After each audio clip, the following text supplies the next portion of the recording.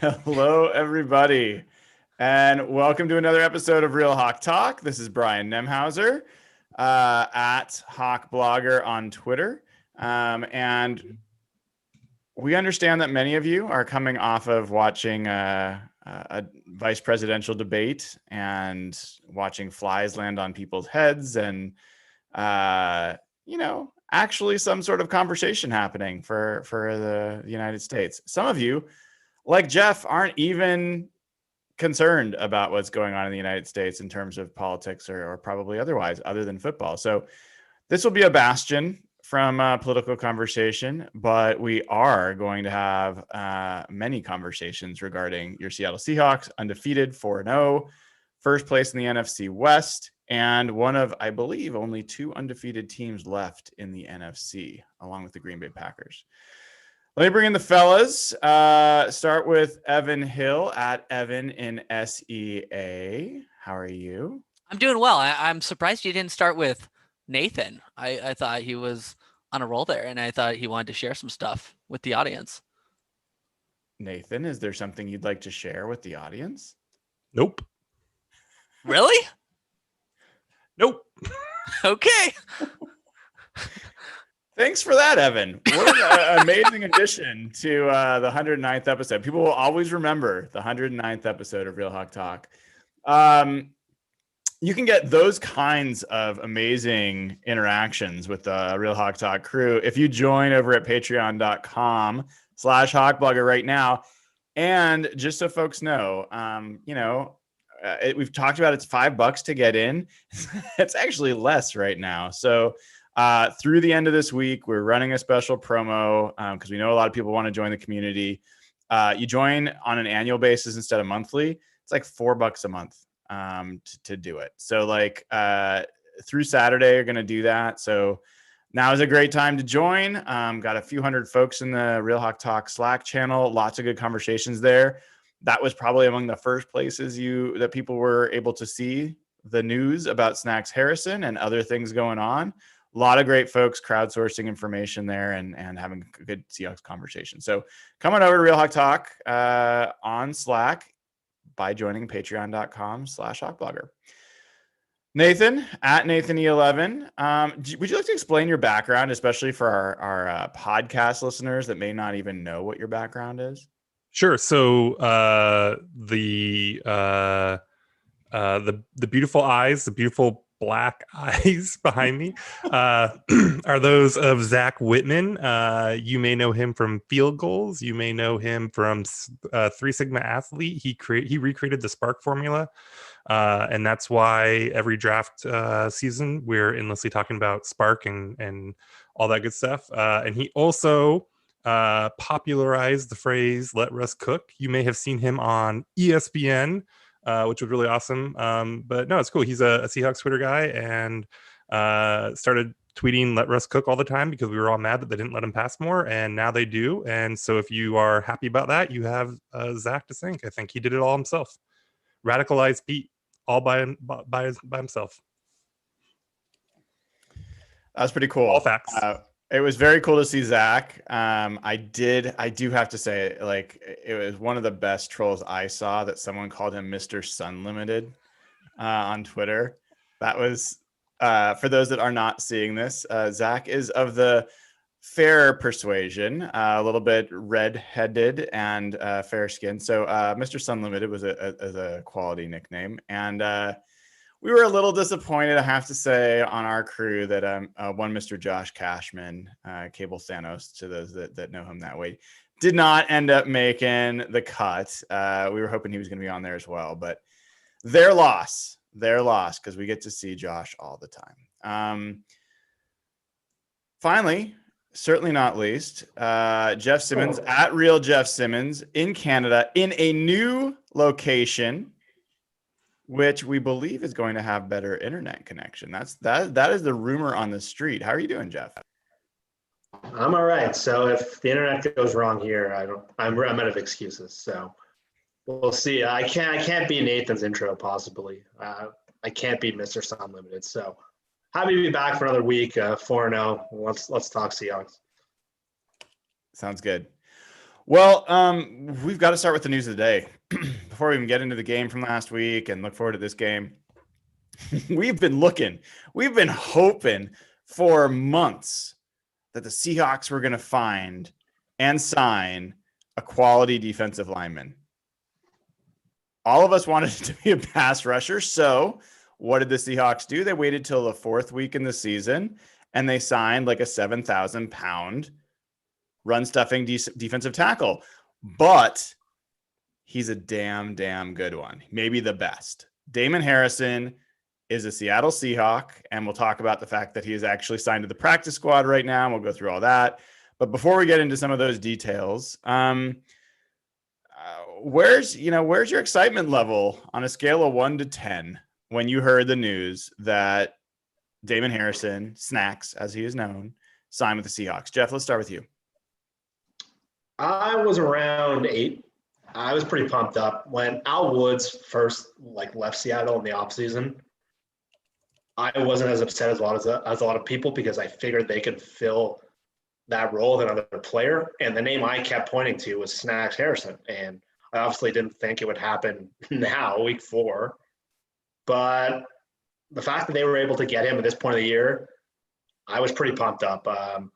We've talked about some of their defensive line deficiencies, and I know run stopping isn't an issue for them, and I know it's not the biggest need for their team, obviously, coverage and probably pass rushes. But to get a player of this caliber at this point of the year, to make things easier on the other guys on the defensive line, I was worried he was going to go to Green Bay. We've had too many instances where John has got a little weird with free agents and free agent prices, so I was pretty pumped up. I got a little nervous when I saw that Green Bay report, so I'll go with 8. Nathan, how about you? Where were you? Scale of 1 to 10. I was probably a little lower than most people. If this had happened right before the season or something like that, I would have been more along, that 8 level. But I think that the way that Brian Monet has showed up, I think that's answered some of the concerns, at defensive tackle. So, I'm excited about it. He's a good player. He, could definitely end up being the best defensive tackle or hell, even the best defensive lineman on this team by the end of the year.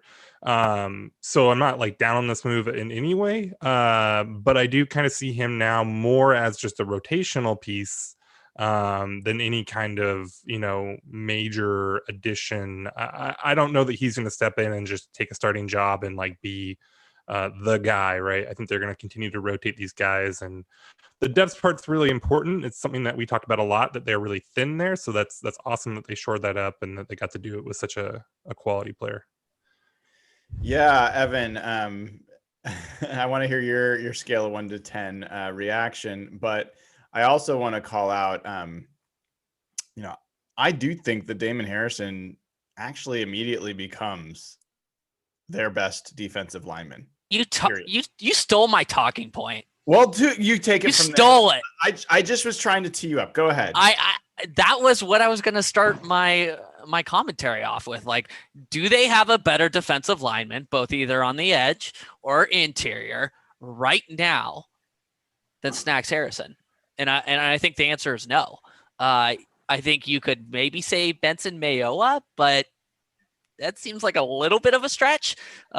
This is a great signing. There's no downside to this. I'm assuming the deal came at a reasonable cost, since there were no reported restructures or cuts or significant cuts to make cap space or anything like that. He's coming off a 1 year, I think $11 million deal with the Lions back a year and a half ago. Yeah, it's a great signing. He's a really strong run defender. He's capable in the pass rush. Hopefully, he provides some really much needed depth to that interior position. But like you said, I think he immediately steps up and is, the number one contributor right next to Jaren Reed. I like that this adds competition at the position. And if a guy goes down, it's not the end of the world, where, without him, if Jaren Reed or Puna Ford goes down, suddenly you're looking really, really thin, and Brian Monet is playing 100% of your snaps. So it's a great signing. There's no downside to this. It sounds like he might potentially play as soon as this weekend, per Pete Carroll's comments today. So, yeah, all joy from me. Yeah. I'm waiting for them to announce the contract and have it be 15 million. For you to just, like, whatever the exact clowny number was that you wanted him to sign for, just totally break you. That would kind of be funny, but it would actually not be funny. I just want to lay that. It would be a little funny. It would actually not be a good time. Funny. I just want to be clear. So I want to give you guys a number here relative to this. So we always talk about PFF grades not because they're the end all be all, but at least it is a constant. They have the same formula for how they grade everybody. So you can kind of have apples to apples in most cases. Well, Damon Harrison had the worst year of his career last year. So that's a downside. That's a bummer. We can hope and that it was because he didn't get along with Matt Patricia, wasn't happy there, as we've talked about before, was not really particularly motivated, and was thinking about retiring because he wasn't enjoying himself. So all those things might have contributed. But this was the worst grade of his career. It was 63.2. Okay. Now, we just talked about the Seahawks defensive line. And let me tell you, Benson Mayowa, 59.2. Demontre Moore, 53.4. Puna Ford, 65.2. Jaren Reed, 58.3. So Brian Monet, 64.5.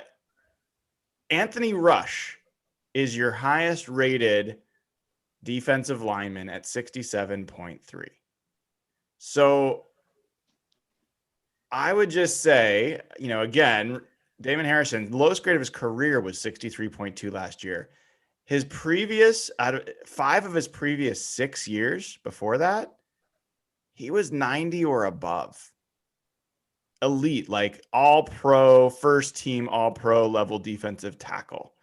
So, to me, he could roll out of bed and, just be a little bit better than last year. And he's going to be the best defensive tackle on the roster. So I think anytime you can add someone that's better than what you're playing, it's a good thing. And this team, I think needs all the good defensive players they can find wherever they're going to play. Ryan, can I hit you with a question on this? Yes. Pre this Snacks signing, obviously, many metrics have measured this run defense as maybe the best unit in the NFL. They're top 3 at a minimum. What was your opinion on this defensive tackle spot specifically before Snacks? We've talked about Jaren Reed a lot offline and online. We've talked about Puna Ford, Brian Monet, burn the money, who is what Jeff likes to say. What's your thought on that position pre-Snacks and post-Snacks? Well, that's a pretty broad question, and I don't want to take the next hour, which I probably would. I'll hit a couple that I think are you're probably most interested in because you probably want to try to troll me on it. But we'll start with Jaren Reed, who signed a deal that I think a lot of people, including everyone else on this pod, thought was a ridiculous contract. I thought was not that crazy of a contract.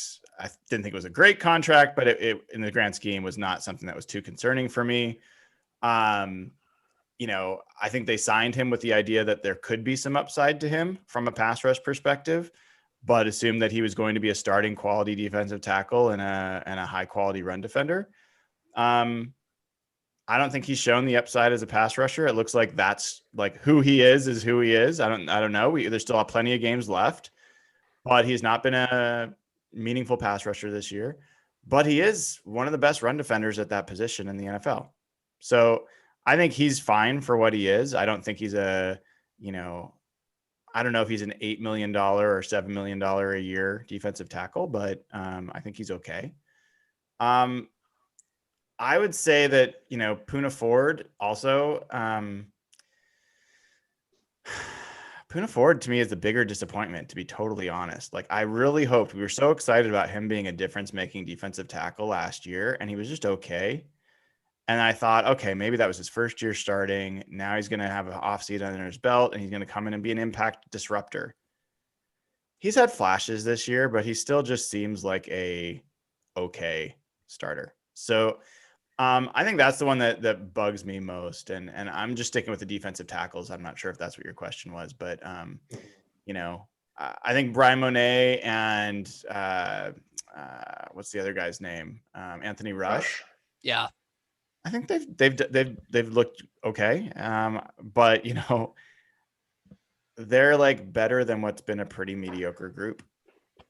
So there's nothing in there that to me looks like the type of player that you build around. I think if every one of those players left for another team next year and you reloaded with all new players, I'm not saying they're going to do that. I wouldn't lose much sleep over it. Do you guys think the run defense numbers are a little inflated, or because the script of the games that Seattle's been up so much in pretty much every game? No, because they're rating well in efficiency metrics, which Okay. I was going to large, say, they're what gonna does their run defense in DVOA look like? I think they've been top 5. Yeah, because the next stretch of games, they're playing against a lot of run-heavy teams. So the timing of the signing is great. The Vikings specifically. The Vikings, the Rams, I think, are number 1 in neutral script runs. It's like all those let Russ cook images that I see that Ben Baldwin, and I think maybe Nathan, you do too. It's like the Seahawks and Chiefs at number 1 and 2. And then there's the next 29 teams and then a wide margin. And then it's the Vikings. Yeah. And I think the Rams are right there. And I think the Niners aren't too far apart. So I think they play Arizona twice in that stretch too, who likes running the ball. So yeah, the Seahawks are 6th in DVOA for run defense. Okay. So, anyway, the timing of this, I think, is great because after the bye, I think they have a bunch of division games in a row. Yeah. And the Bills. And I mean, as far as rush offensive efficiency of the remaining schedule, the Seahawks have like the 12th hardest remaining schedule in terms of the rush offenses that they're going to face. So it's not like the worst, but it's pretty tough. In fact, actually, San Francisco has the 2nd hardest. So they're quite a bit harder than what the Seahawks are going to face. So yeah, I guess I don't know, guys. You guys always help keep me tethered, which sometimes is good and sometimes is annoying for both myself and for you. Is it unrealistic to expect that Damon Harrison helps the other guys on this team play better? Like in 2 ways, I'll be specific. One, does he occupy more blockers or more attention from the opposing offensive line and allow other defensive linemen potentially to have more one-on-one? Does he occupy blockers better or more of them and allow Bobby Wagner to be a better player, or Jamal Adams get home on blitzes more often once he's back? Like, did that for you, Nathan. So yeah, are those things that he can do to help beyond just run defense? No. No. I think he can do all of that for the run defense. I don't think you're going to get any of that really as a pass rusher. I don't think he's going to unlock other players just by being a big dude, or those skills translate in that way. I don't know about that, Nathan. He could give Trey Flowers some real competition at corner. Sure. I mean, there's a legit battle there. Yeah, I don't know that he's unlocking. I mean, maybe he's unlocking Trey because he would send him to the bench, which is where Trey is at his best. But beyond that, I don't know. The gloves have come off on Trey Flowers. Poor kid. Yeah, Jeff, I mean, do you agree? I mean, is there really no expectation that he's going to occupy more blockers than the defensive lineman that Seahawks currently run out there? No, I actually kind of agree with you in some areas, and we've talked about this the whole offseason, and this, Brian's probably been your biggest issue with the defensive line as a whole, is there's not a single player on the team that draws a double team. And that double team does unlock certain things, maybe not as much in the passing game, but someone like Bobby, who isn't getting into the backfield as much as he did earlier in his career, and he hasn't made those flash plays as much the last year or two. You saw it a bit in that first game, but you haven't seen it as much now. So I even know Bobby today came out and said that he's excited for someone to take on 2 blocks. And the fact that he said it right now is he's thinking the same thing you are. So I think that does help in a sense. I think another thing that helps is that I've said this a bunch of times that Jaren Reed's playing too many snaps. If they do want him to be productive, playing him like 50 snaps a game probably doesn't fit if you want him to be a pass rusher. So kind of easing his snaps does potentially help the pass rush. But none of us are high on Jaren Reed as a pass rusher, so I don't know if that's a big deal. But I think just having someone that can occupy two blockers, I think unlocks some other things in the front seven. The only worry is that maybe their run defense is considered good by other teams, that everyone just decides to throw on us like 90% of the time. And you've seen how our coverage is, so that might be a scary thing. That's true. And we'll spend a little more time on Damon Harrison and then we'll move on. But he did have 3.5 sacks 2 years ago, not a long time ago, just 2 years ago, which would have been like one less than the Seahawks leader in sacks last year. Half a sack less. He'd be right behind Rasheem. So, we aren't even beggars, guys. I mean, beggars probably are getting more choices than we are from a defensive pass rush perspective. So, it was a little depressing, I have to admit, when I wrote my tail of the tape this morning and tried to make a case for how the Seahawks were going to take advantage of a faulty Vikings offensive line. And I was like, I don't even really believe that. We played that game. I just, I don't know how it's going to happen. I mean, I think we did that like 7 times last year. We're like, oh, they're playing the Browns. They're going to have a good week. They're playing the Rams. They're the worst offensive line. And then Brandon Jackson like runs into a wall and gets you knew Jeff was going to bring it back to Brandon Jackson. Well, it's just not going to happen. They have no pass rushers. They don't. I don't see that really changing. We did get a little news today, light news from Pete Carroll's news conference, that Darrell Taylor, at least he didn't sound as pessimistic as he had before. He says he's hoping he'll be back, with them in a few weeks. Don't know what that means. And then also found out for sure that Jamal Adams is not playing this weekend. And we found out that the team's pretty excited about DJ Reed, which we have not spent any time talking about on this pod. DJ Reed, for those that don't remember, actually, Jeff, do you want to fill folks in on DJ Reed and who he is and when we acquired him? Sure. DJ Reed was like right at the end of roster cut down. The Seahawks kind of stashed him onto their non-football injury list. And the Seahawks and Niners for years have kind of gone back and forth and done moves like this to kind of take each other's players. And Reed was a guy who probably drew very little attention, but at the time we were all worried about who their nickel corner is going to be. And this was at like right around where Marquise Blair was like kind of the talk of training camp. And so this guy didn't get any attention. So Reed looked like a guy, he was like a pretty young player that's San Francisco guys were pretty pumped about. When the Seahawks added him, a lot of Niners writers and bloggers were kind of pissed. So Reed can play. He's mostly a slot guy. He's a smaller corner. But he's a guy that it didn't seem like he'd be back until December, but he might be back sooner than later. And Pete seemed pretty high on him. When he was talking about him, I think on Monday, Pete was kind of buzzing. And like they don't really have a great option behind Ugo.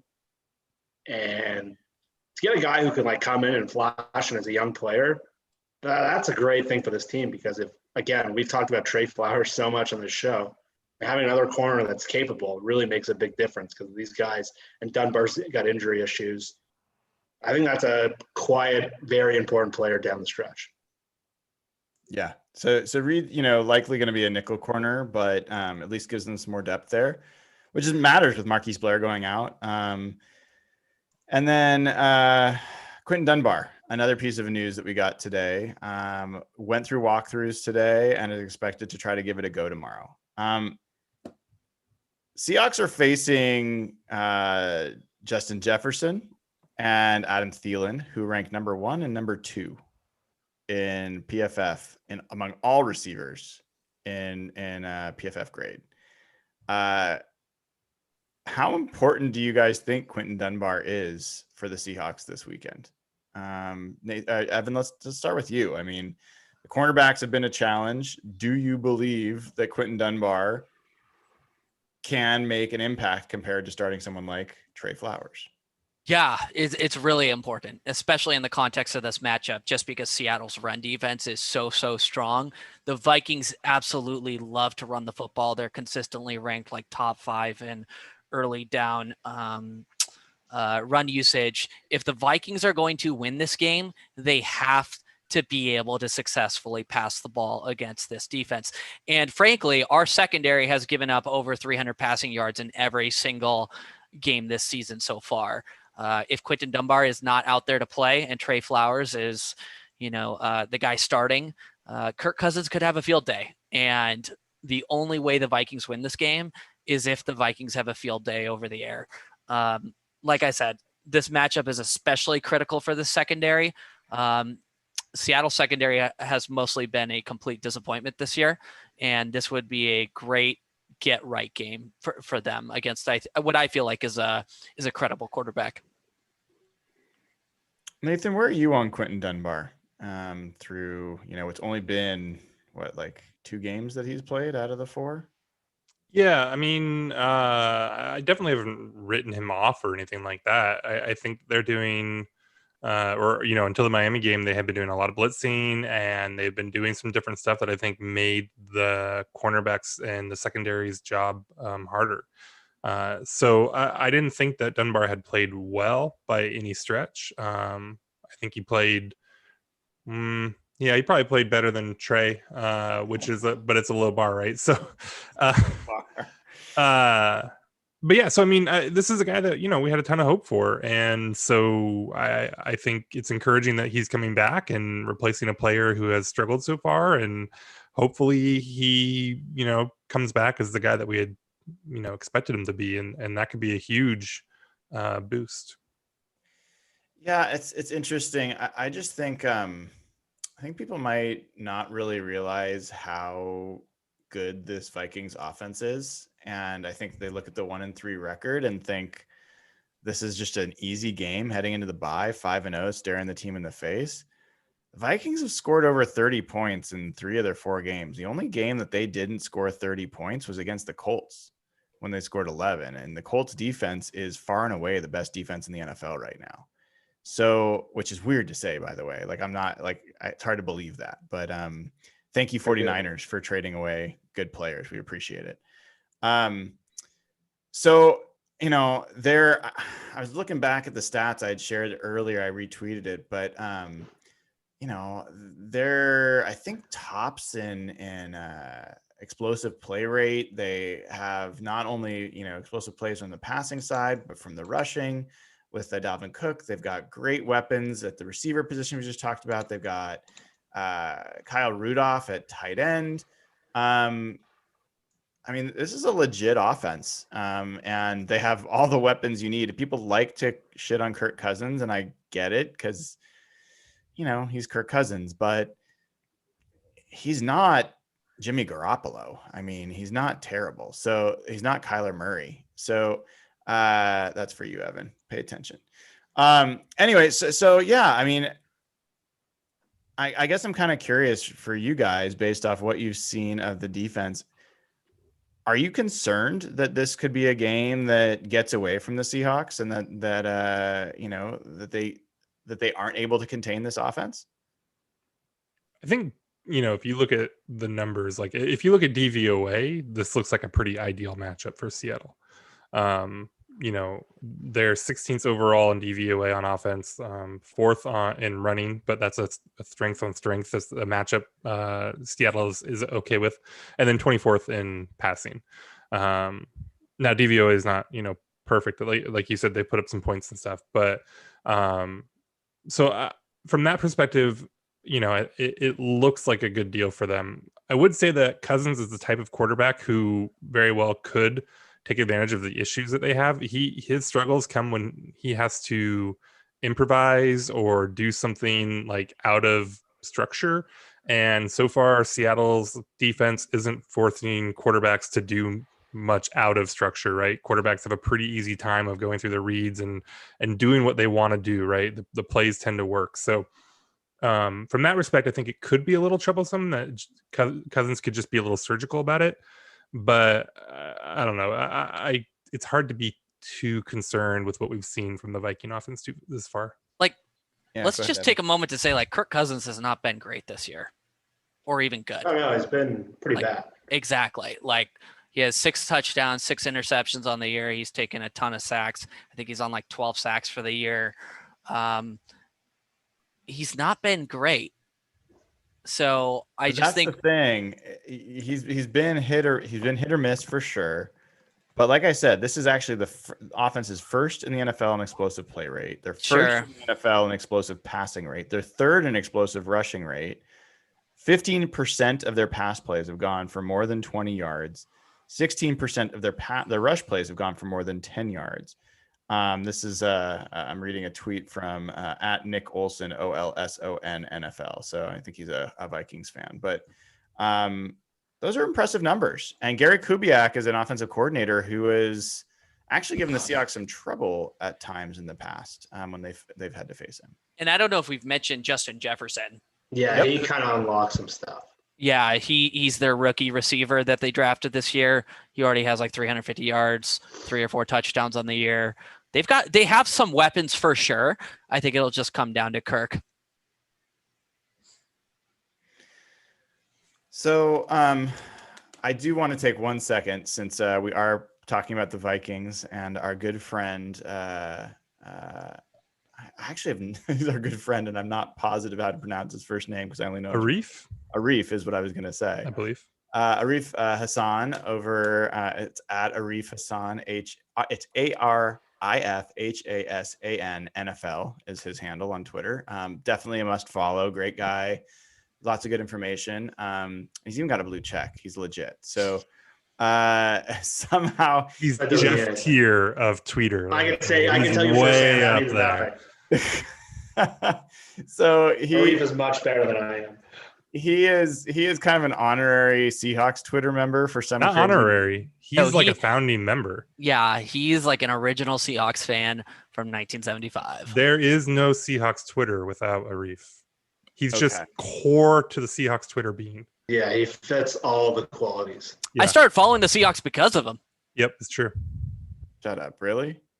Dead serious. Yeah, I I came started out of- watching the Seahawks like 3 years ago. I came out of my mother's womb and there was Arif right there. That was like 2 years ago. Yeah, exactly.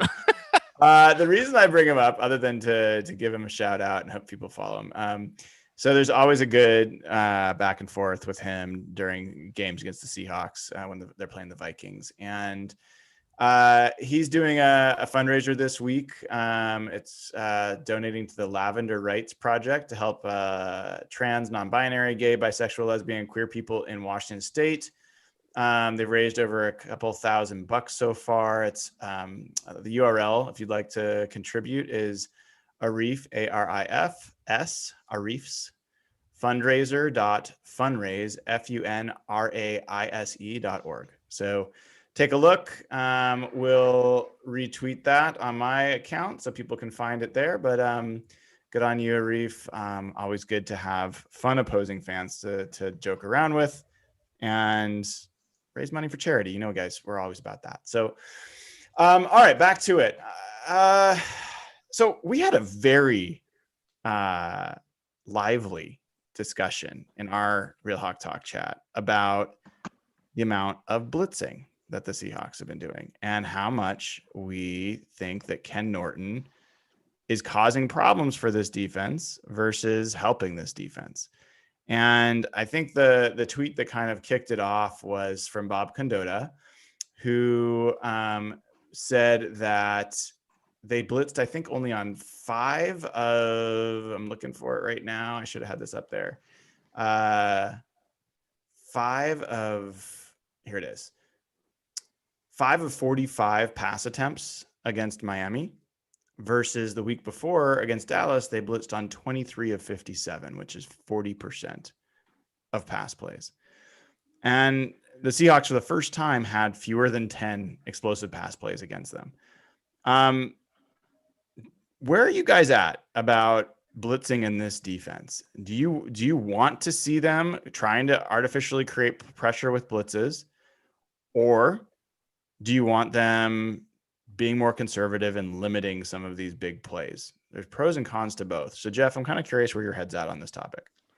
So yeah, I witnessed the whole debate today. I found out it was interesting to hear both sides of the whole thing. It kind of reminds me of the debate we had so long about running the football, and the whole thing was like, don't run more, run smarter. We had that debate for years, and I know Evan was a huge proponent of that. I think that's where I'm at with the blitzing.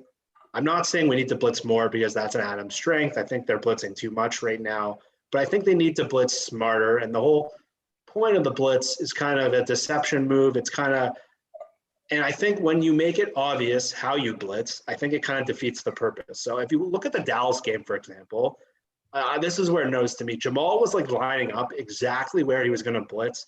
And I found it very easy for Dallas to identify it, pick it up, and from a quarterback, from a pre-snap, that leaves an opening in the defense. If they're going to make it that obvious of when you're blitzing and where you're blitzing, then don't do it at all because it defeats the purpose. If you're going to blitz, you have to be either a little more creative about it or smarter, because when you blitz, there's obviously a risk. You're leaving one man less in coverage.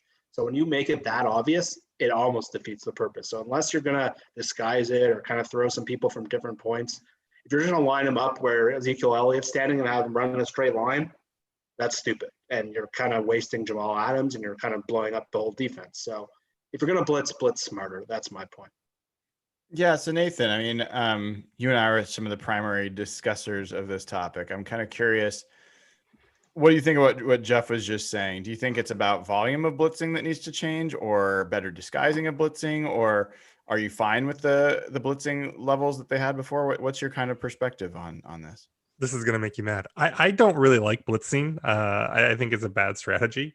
I think most quarterbacks in the NFL today and the way the offenses are designed, I think they would probably prefer that you blitz, and because that opens up holes and gives quarterbacks, if you can recognize it, it gives you a pretty clear place to go. I kind of agree that, with some of the stuff that Jeff was saying, that you should do it opportunistically. You should do it, in a disguised way. Otherwise, I think you're opening yourself up to, you're just creating holes in your defense, and I think that's a big part of what we've seen cause their struggles so far this year.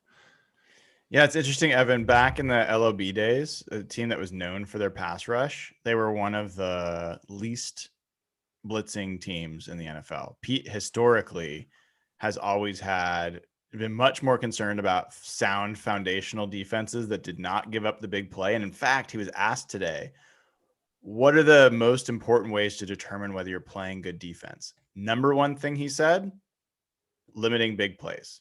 Number two thing he said, stop the run. Number three thing he said is to get after the ball. I mean, he's basically saying pass rush and turnovers. And so. And do you know where Seattle ranks in the first one? League-wide? I know, but I'm going to let you tell everybody. I'll tell you where Seattle ranks league-wide. They lead the league in pass plays allowed of 20-plus yards at 18 and 40-plus yard plays of 6. That leads the NFL in both. It is Sorry, go ahead.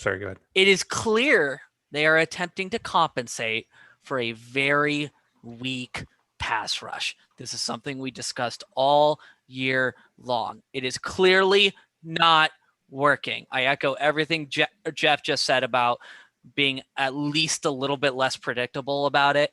The reality is this secondary is not as good as everybody expected it to be, and they're making it worse by overplaying their hand with the blitz with Jamal Adams. Yeah, I mean, I think the hope is that they're not the secondary isn't as bad as it's playing right now. That they're just they're putting them in a bad spot. I think that you can be hopeful that the secondary will rebound if they start to play a bit of a more sound defense. Well, let's talk about that for a second. I mean, and just to add one more stat to your number, Evan, because for people that don't know, Pete Carroll, for whatever reason, has a different definition of what an explosive play is. They call it 16-plus yard passes or 12-plus yard runs, and their definition's an explosive pass. The Seahawks are also dead last in 16-plus yard passes. They've given up 41. 41. Oof. And you want to know the next Really? closest team in the NFL? 32. Good So God. they're like lapping the frickin' field. You know what? in explosive How much passes. of this is Trey Flowers? Like what percentage of those 41 plays is Trey Flowers' responsibility? Give me a second and I will let you know. Let's I take got guesses. another homework assignment for you, Brian, too. After you get done figuring out how terrible Trey Flowers is, how many did they give up? How many like 20-yard plays, 40-yard plays, explosive plays did they give up in 2012? Or 2013, sorry. Have they already given up more than the Super Bowl team did in like the entire season? You think 2012 did? No, you 2013. think they've already. That's a good question. I'll take a look. I will tell you. I did tweet this out. So I'm geeky. You guys know that. I keep my own stat books on the Seahawks games over the years, each week. Long-time analytics nerd. Yeah, I know. I'm like old school analytics that are like embarrassing. But in any event, I couldn't find any other Pete Carroll seasons back to 2012 where they had more than one opponent get 10 plus explosive passes in a single game. They gave up 10 plus explosive passes in each of the first 3 games this year. So it is. And last week they made an improvement, but it was still 8. So like, typical for them in a game, like a decent is like 5 or below. Like that's a decent performance in explosive passes. But let me look really quickly and see. I don't know if I will be able to actually find how many are Trey Flowers because it just shows who the tackler is, but I will let you know. Hold on. I have to find out. I'm too curious. I'm going to guess Trey Flowers is responsible for like 25% of those. It only shows Flowers for 4 right now. As the tackler? As the tackler. So it's hard to say. Well, he's missed a lot of tackles this year. So. But here's the thing, like Trey Flowers did not actually, explosive plays have not been his issue. He just is nowhere near the receivers that are catching a lot of like 10 to 12-yard passes and then he tackles them. Shaquille Griffin, he's given up some explosive passes, which gets me back to the point I was coming back to that Nathan made. So, hey, you said maybe the secondary isn't as bad as it looks. Maybe it's the way they've been playing defense. So they did blitz a lot less last week. Shaquille Griffin had what was probably the best game of his career statistically. He gave up 0 catches and 6 targets. 3 of those targets resulted in either a pass breakup or an interception. So you don't get much better numbers than that as a corner. And we were just totally killing him 2 weeks before. So is it just that he played better or was he put in a better position to succeed? I would throw out another one there. I mean, Devontae Parker is pretty good, but he got hobbled up like immediately. And beyond that, not a lot of talent on that Dolphins team. So I think, it's one game. There's a lot to be seen, but I think that it's encouraging, right? I mean, hell, any kind of moderate performance out of those guys is like encouraging at this point. So, yeah.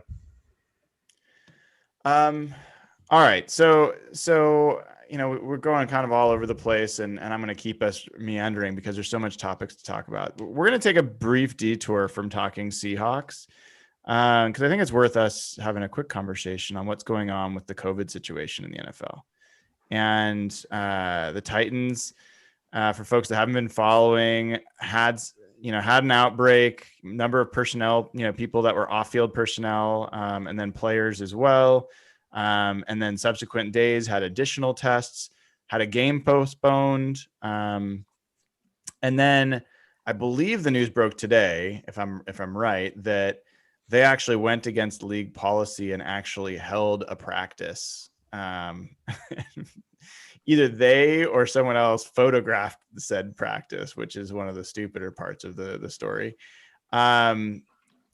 Even though they still are getting more players that are testing positive as recently as today or yesterday. So it's looking like they might have to forfeit a game or draft picks. People are talking about fines, all those kinds of things.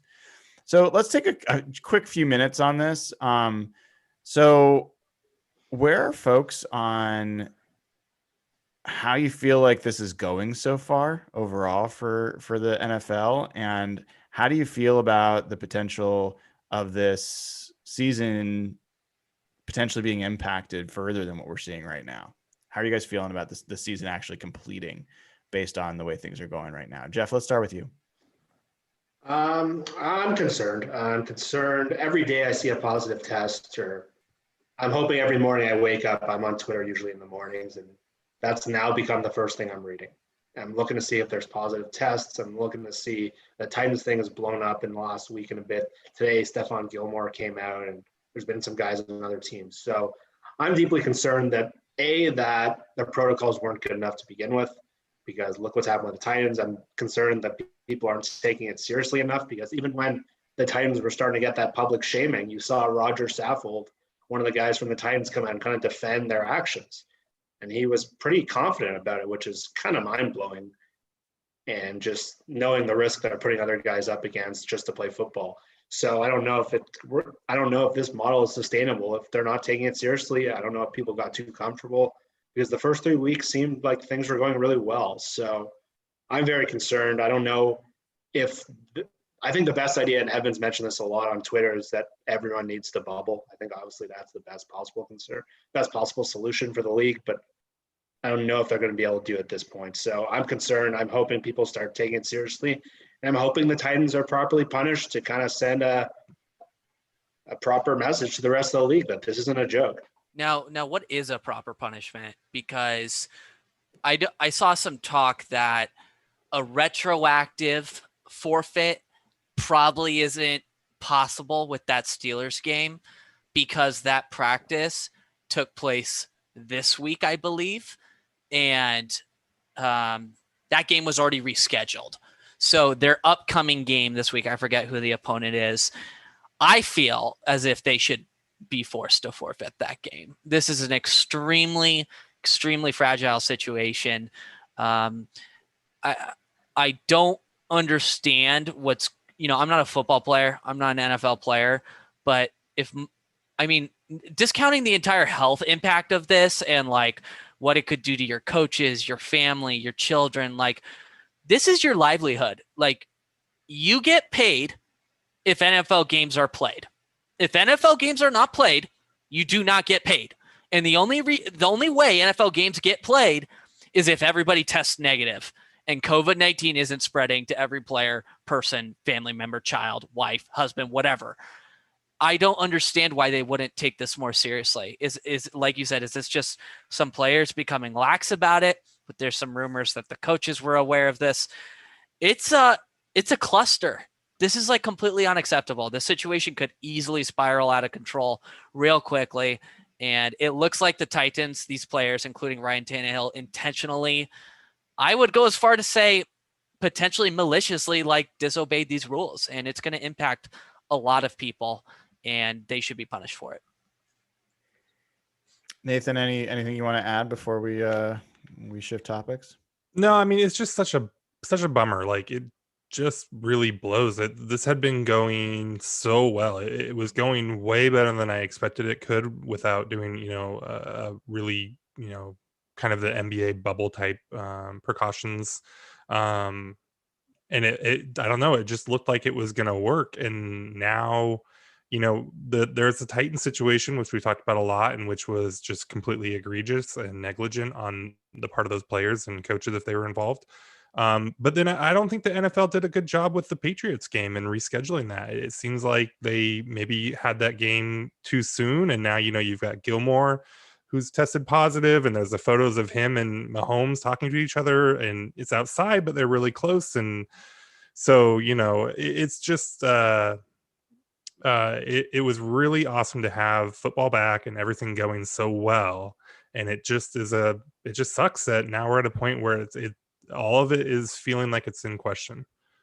Yeah, I mean, I have to admit there's some pretty good content about pictures of Stefan Gilmore hugging Patrick Mahomes after that game, and all the crap that the NFL was given for saying that they were going to ban post-game handshakes and jersey exchanges. And it's like, Yep, it seemed ridiculous at the time, but so did a lot of things in March that ended up being necessary. So anyway, I don't want to go too deep on it, but it is an interesting thing. It's something we're gonna have to watch. Obviously, not only do we care about the people involved and the communities that they're in and the country, but Can I just mention one last thing on this? Let me finish one thing on this. So, but if your Seahawks end up being as good as they look like they are, and the season gets canceled, that would be among the all-time. That would be probably more painful in some ways than some of the other things, which I won't mention because people get very upset that have happened in Seahawks history. Okay, Evan, go ahead. Yeah, and I guess I would say I don't know if there's a chance it's canceled. I think it would just be like delayed and delayed and delayed. That's my expectation too. Yeah. Yeah. The only other comment I was going to make, Brian, is there's still some unknown about how COVID-19 spreads in games themselves. Because the Vikings played, who was it? Titans, right? Yeah, the Titans, and didn't have any positive cases, even though multiple Titans players did. So nothing is definitive, of course, but hopefully transmission is reduced upon playing a sport. Who knows? But something to watch. Yeah. Hey, Nathan, can you talk us through some of the Patreon questions? So again, folks that join over at patreon.com/hawkblogger get access to our Slack channel. Every week, Nathan goes in there and asks what questions people have, and we try to take a couple of them. We can do a few round robin, one question per person, and you get to pick which questions into who. All right. Paul has a couple, but one of these is my favorite. So we'll start with that one. A fun little question here. When do you predict that we will see Jason Myers' first missed kick? And who would you like to answer that question, Nathan? Everybody. We should add it to the prediction spreadsheet at this point. Evan. Do it. It's this week, right? He's going to do it this week. No, it's. I just is he going to save it for like a heartbreaking Super Bowl situation? I just had a prophetic vision, and it I just literally got traumatized. They're going to lose to the Niners off of Jason Myers' missed field goal. That would be fair. It's going to happen. I had a vision just now.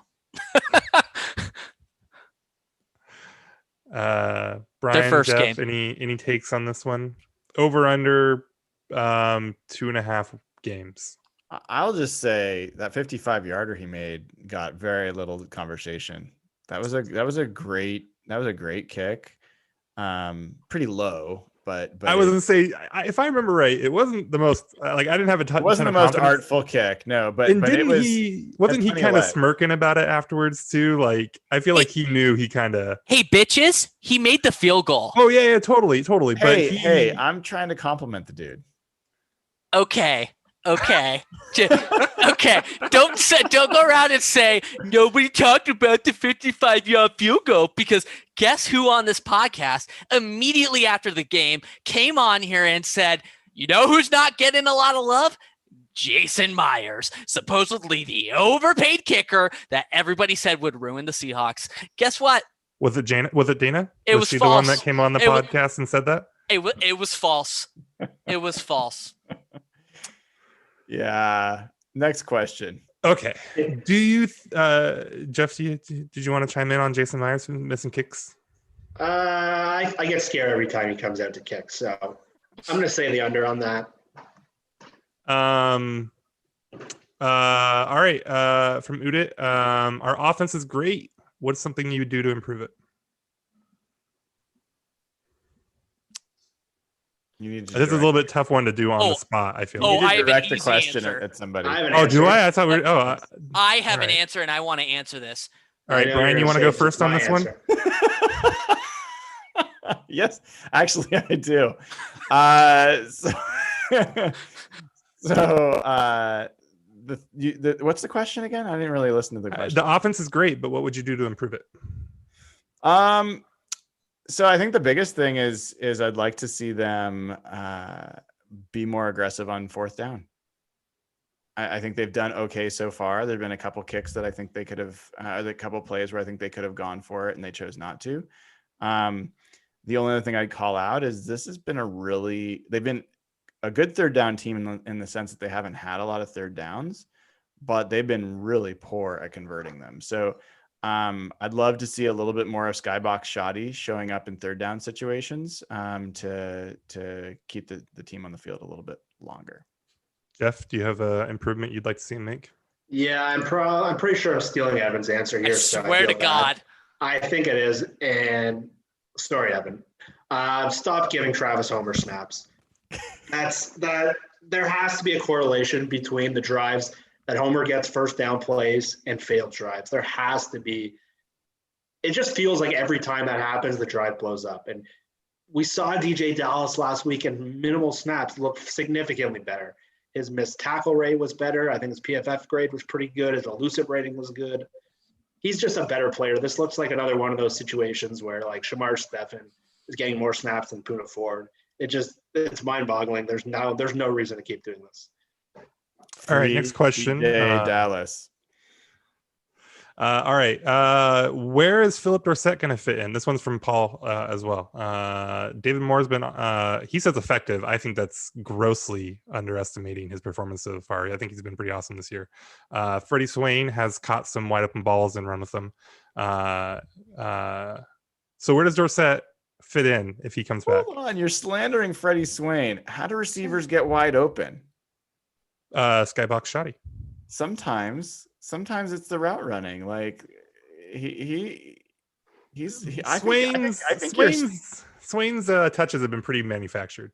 I think yes, I know what the exact play you're talking about, his touchdown, but I just no. Even last week when he caught that ball in the backyard and in the backfield and just had like 15 yards of green in front of him. I think his catch in Atlanta was a nice route and nice run after the catch. I think his catch in Dallas was similar. I think that Swain has looked like a competent professional receiver. So, yeah. So what do you think with Dorsett? Does he come back? Does he have a role? Man, that's a tough question. Is he even seeing snaps? Like if he's activated? Oh, yeah. That's what I'm saying. Like, is he even seeing snaps over, or like you just said, he Freddie has Swain to be over Freddie Swain as much. Really? His I'm not deep saying speed. because he should be, but because they signed him and he's a vet and he has elite speed, quote unquote.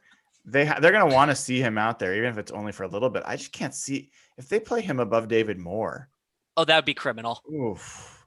I don't know how much much more he can do than what he's done so far. Okay, last one. Troy asked about Lano Hill. Does anyone care about Lano Hill? Does anyone have a take? Is he going to play once? Like, what's his role now with Neil? I'm sorry, Troy. I just don't care about Lano Hill that much. I hope he's great. I hope he develops. I wish the best of him. A long career, tons of money, but like, yeah, he's just filler, right? He's back into the roster guy right now. I think mostly. I mean, that's always been my take. I would say that I thought Lano Hill made some game positive plays this year in his short time. I thought he looked pretty good against Atlanta as an extra safety and all that. I think the bigger question there, that the implication is, what about Ryan Neal? We have not talked about Ryan Neal, and I feel like we should for a few minutes, right? Like, this guy had his first start for the Seahawks this game and this past game, and yes, he got a pick off a deflection, but he caught it, which we talked about. That's meaningful for this team. And he made some big hits and his impact felt. So he is now, for players that have, I think, at least 100 snaps, I think that's the limit I put. I can't remember. He's the 6th ranked safety in the NFL, according to PFF. 6th. So, I mean, that's significant. And he's certainly higher ranked than someone like Quandre Diggs has been, not that they play the same role. So Jeff, what are your thoughts on Neal? So yeah, Neal got a Brian Baldinger video today. And if you ever watch, Brian Baldinger doesn't do a lot of videos on like bit players. It's not often, it's usually like stars and A+ players. So I found that kind of interesting. Neal, yeah, just watching that video and kind of watching him. He's shown a lot of interesting flashes in terms of like his hitting technique looks really good. He's caught 2 interceptions kind of went right to him, but he seems like a capable backup, and it's kind of cool. He's working with Cam Chancellor. He sounded like today Chancellor's have him go through film. So he looks like he's taken Lano Hill's job, and he looks like kind of what we said with Swain. He looks like a capable NFL player that we talk about depth so much. A lot of the times, like last year, you take out a starting safety and look at the backup players they had. It was Tedrick and Lano, and it kind of gave their defense no chance in the secondary. And having a capable backup is really, really important. The guy that can be the sixth best safety, that's a surprise for a guy that no one even talked about at that cut down day or the roster.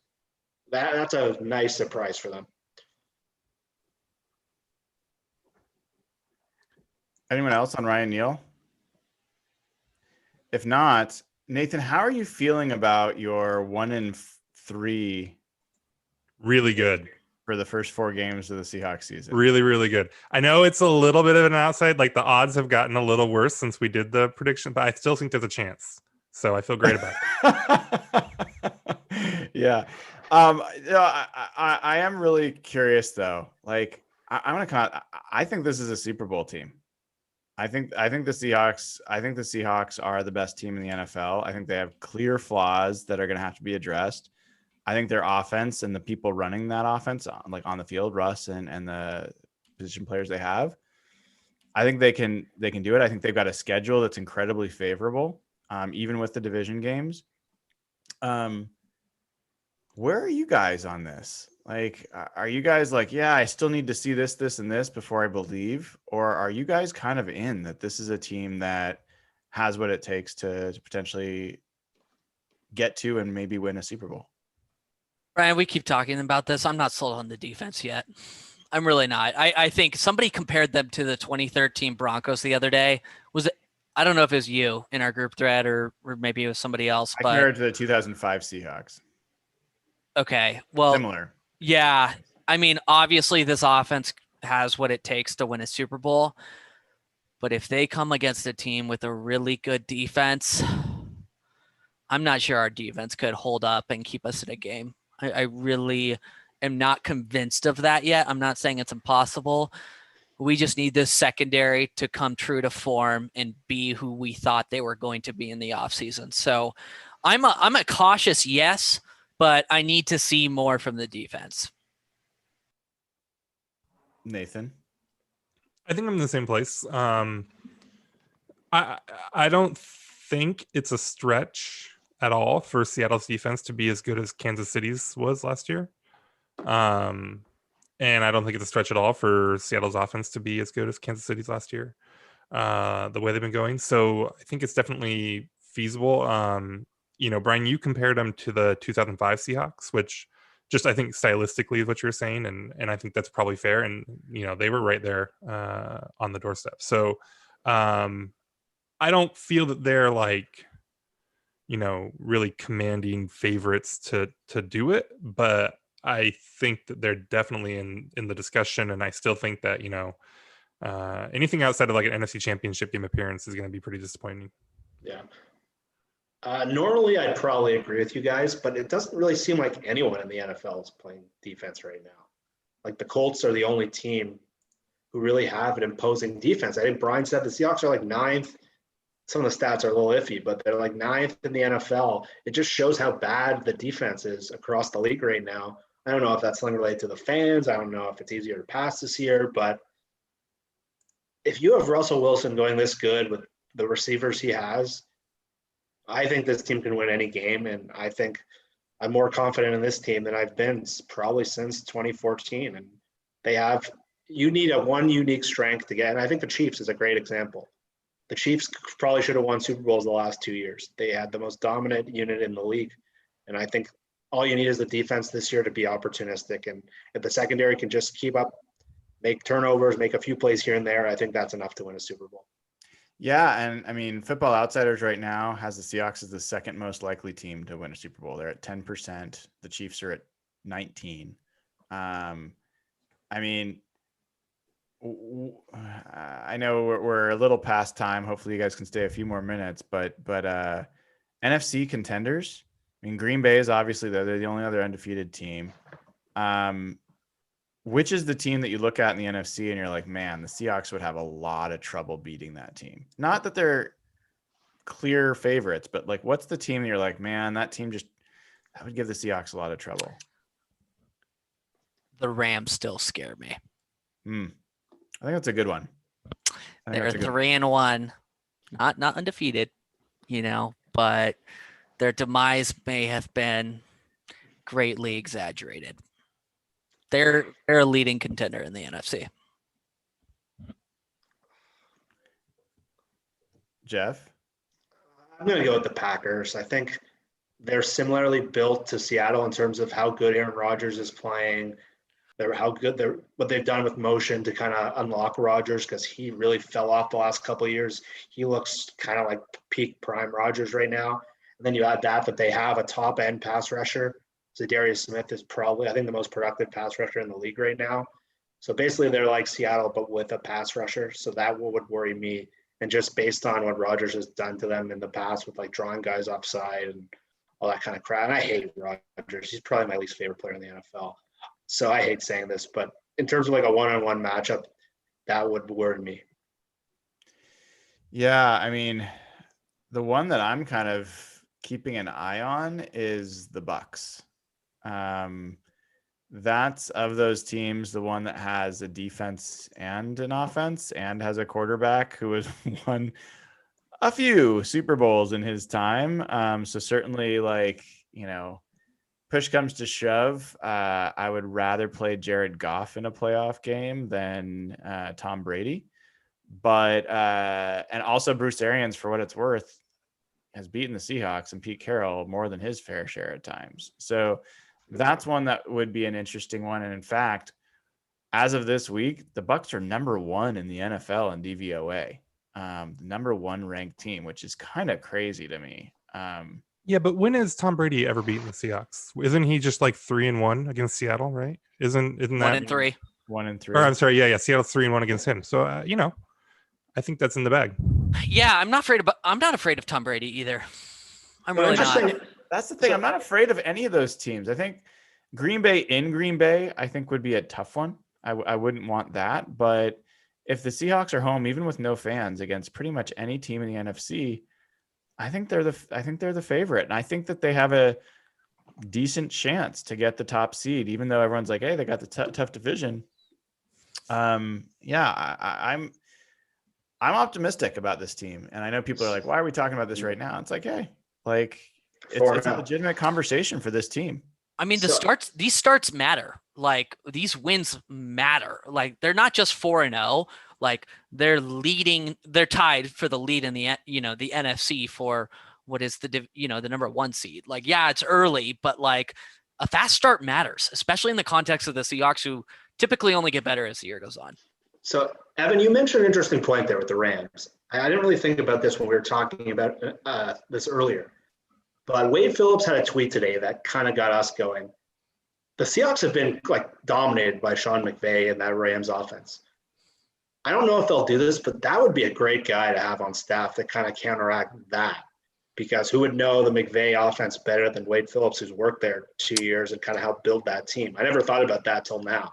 Well, and there's a spot for him. Like, I think it was Brian who said he could be a consultant. Like, the Seahawks have brought on tons of offensive and defensive, just like random consultants for short-term gigs just to re-get them back into NFL jobs. Like, there's no reason they couldn't bring in Wade Phillips for like 3 months.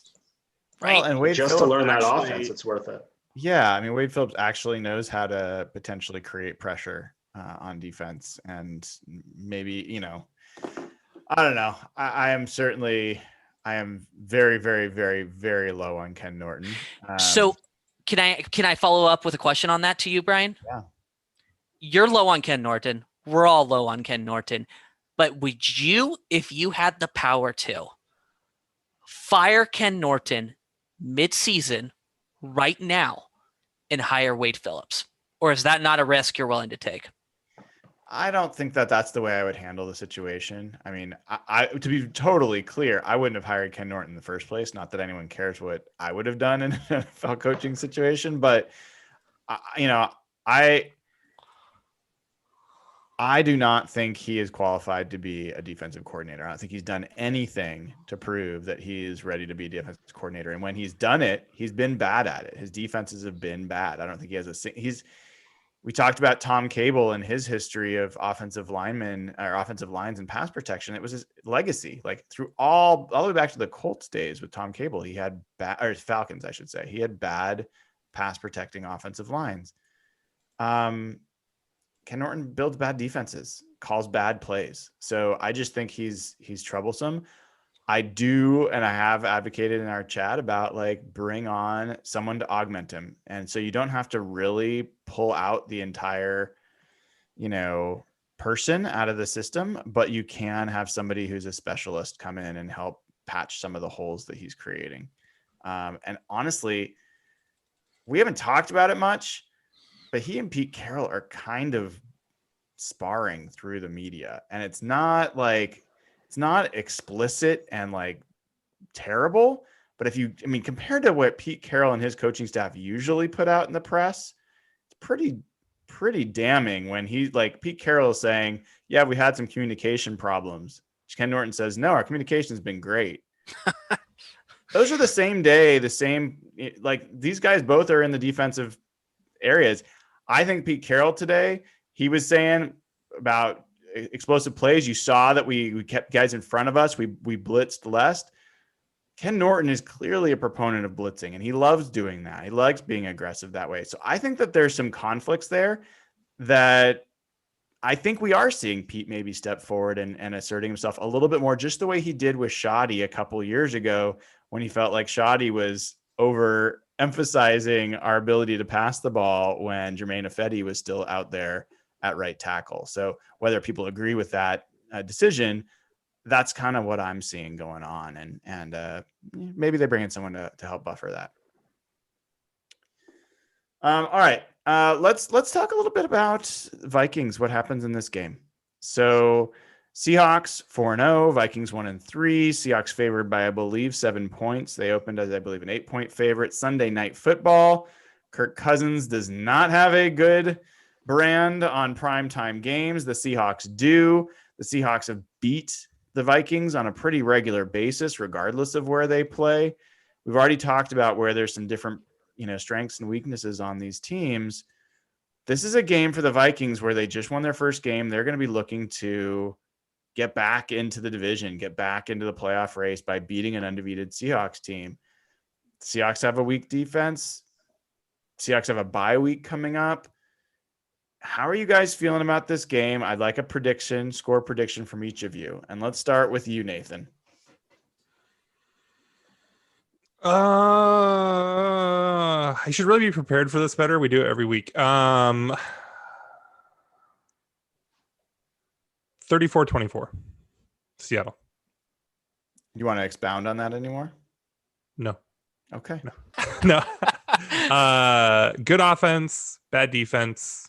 They'll give up some points, but I think they're going to win this pretty easily. Jeff, how about you? My score's pretty similar. I was going to go 37-27. And we haven't really talked about the Vikings defensively much. We talked a lot about them offensively. And we're all used to seeing the Seahawks feel like they play the Vikings every year. And they've had that Mike Zimmer defense, which was just loaded with talent. Like they had blue chip first rounders. This defense is very, very different. And they lost 3 cornerbacks in the offseason.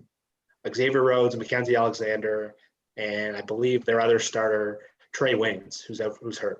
So that was 3 pretty quality high picks that are gone. They have we talked a lot about Miami and Dallas, their secondary. Minnesota has the same problem. Their secondary might be the worst in the NFL. So you had that, and they are also used to having a front four that just dominated. And right now their front four is depleted. They have Yannick Ngakoue. We spent a lot of time talking about him, but Daniel Hunter's hurt. And they don't have the defensive tackle, Linval Joseph, like they used to. They're thin there. They're just a different defense. They're a depleted defense. They're sort of like what happened with that Seahawks in that transition where they have some of the names you're used to seeing, but top to bottom, it's just a totally different unit. So I don't think they have the defense to shut down this passing game. So I'll go 37-27. Evan. Yeah, this is Seattle's best opportunity all season for a blowout. I really do believe that. The teams from the Seahawks perspective, they match up extremely well with the Vikings, position group by position group. Kirk Cousins is not having a great year. They paid him a frick ton of money. Add on to the fact that this is on Sunday Night Football at home. It does matter that it's home, even though there's no fans. This is lining up for a potential blowout. And I never predict blowouts. So I'm going to go with 38-10 Seahawks. Wow. They do play the Jets and Washington coming up. So. Yeah, but the Seahawks are dumb and play down to like really bad teams. So Interesting. Yeah, I have a different feeling about this game than you guys. I will say that like the state of the Vikings defense is a really positive one for all the reasons you guys pointed out. No Danielle Hunter, no Anthony Barr at linebacker. The Vikings corners are awful. Holton Hill, he is Trey Flowers level bad this year. Like they have similar numbers in terms of how they're giving up stuff. They're nickel corner, they're bad. So, I mean, this should be a game. I think Tyler Lockett has a field day. I think the linebackers are also struggle in coverage. I think the tight ends could have a big day. I believe the Vikings are like 30th in the NFL against number 1 receivers and like 32nd against number 3 or 4 receivers. So this could be a game that we see David Moore or Freddie Swain also, go off. I know Nathan's expecting Freddie Swain to do that. So, yeah, I think that and also I'd add to that their interior line is also awful. So Linval Joseph's gone. I mean, their starting defensive tackles are Shamar Stefan and Jaleel Johnson. So, I mean, it's not good. It's not good. All that said, I can't really escape this feeling that the Seahawks are going to walk into one this week, and that the only thing keeping me from picking the Vikings to win, the only thing keeping me from doing that is that I read the Seattle Times predictions every week, and every week I read Matt Calkins picking the other team to win, and it pisses me off because I think he's just kind of being a prick about it. And so I don't want to be that guy, but like, I will tell you, to me, there's all sorts of alarm bells going off about this game. Well, be that guy. Be that guy for a second. I don't want to be that guy. So I'm going to pick a close Seahawks win. I'm going to pick a 27-24 win. I think it's going to be way harder than it should be. And, I hope that they prove my pregame jitters wrong. But that's kind of what I'm looking at this week. And if they do, 5-0, first time in franchise history. Never been 5-0 before. All right. Anything else that you guys wanted to chat about before we wrap this sucker up? All right. Thank you all for tuning in. Been another episode of Real Hawk Talk. I'm Brian Nemhauser. You've been listening to Evan Hill at Evan in SEA, Nathan Ernst at Nathan E11, and Real Jeff Simmons on Twitter. Jeff Simmons is his name. You can find us at hawkblogger.com. A lot of great articles up there. Derek with a Y and a G and an underscore. All of them. He wrote a great article today. It's up there. Tail of the Tape's up there comparing these two teams together. Highly recommend you take a look at that. And then go over to patreon.com/hawkblogger. Sign up. I saw a few more people sign up during the show. You get immediate access to the Slack channel as soon as you sign up. We're running that promo through the end of the week. So get in there while you can. Get a really good deal to get access to it. Like, I'm obviously biased, but I think the most fun CX community out there. A lot of good folks. Treat people well. Keep it good-natured. And love to see you there. And going to be back with you. Evan, are we doing a post-game show after Sunday Night Football? We are, and I am traveling, and I specifically booked an early flight, so I will watch this Seahawks game and be there for a post-game show. So it is happening. Awesome. All right, everybody. Well, would love to see you all there. Hopefully we didn't really get to talk about it. We should have probably about the 49ers losing to the Eagles. That was pretty fun. And we'll just end on that note. Your Seahawks, 4-0. Every other team in the NFC West has at least one loss. Evan's Arizona Cardinals has 2. So that's all good stuff. And with that, I'm going to say good night and